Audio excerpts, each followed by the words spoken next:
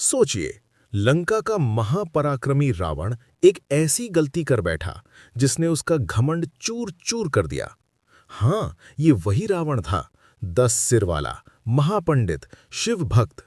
लेकिन एक कमी जिसने उसे बार बार मुसीबत में डाला, अहंकार और वासना पर नियंत्रण की कमी। और इस कहानी में सामने था एक और महाबली नाम, वानर राज बाली। वो बाली जिसके सामने आने वाले की आधी ताकत खुद उसमें समा जाती थी। देवता भी उससे भिड़ने से पहले सोचते थे। और रावण, उसने तो सोचा, मैं कौन सा कम हूं। यहीं से शुरू होती है एक ऐसी घटना जिसे कम लोग जानते हैं, लेकिन जो रावण के टूटते अभिमान की कहानी बन गई। रावण अपने विजय अभियान पर निकला हुआ था, जहां जाता वीरों को ललकारता।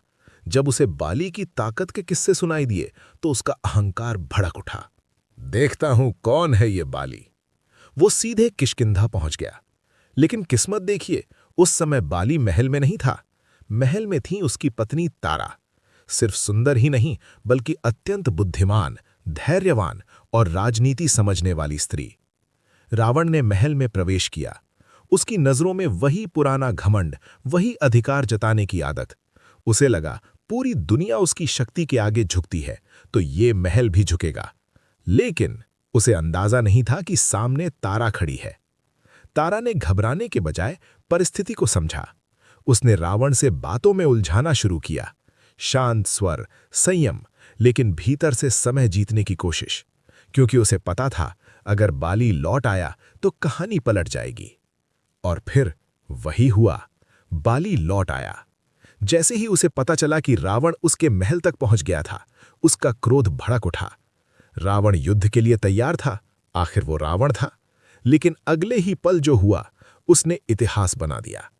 बाली ने रावण को पकड़ लिया, ऐसे जैसे कोई योद्धा खिलौना पकड़ ले। कहा जाता है उसने रावण को अपनी बगल में दबा लिया और फिर वो अपने काम करता रहा। युद्ध भी, तप भी, राजकाज भी। और रावण, लंका का सम्राट, छटपटाता रह गया, निकल ही नहीं पाया। दिन बीत गए। रावण की शक्ति, उसका घमंड, सब बाली की पकड़ में कैद था। आखिरकार पहली बार रावण को झुकना पड़ा। उसने क्षमा मांगी। बाली ने उसे छोड़ा, लेकिन साथ में एक ऐसी सीख दी जो रावण जीवन भर नहीं भूल पाया।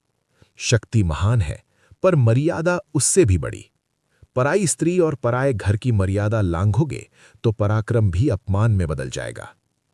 इस कहानी का असली नायक कौन? सिर्फ बाली नहीं, तारा भी, जिसने बुद्धि से समय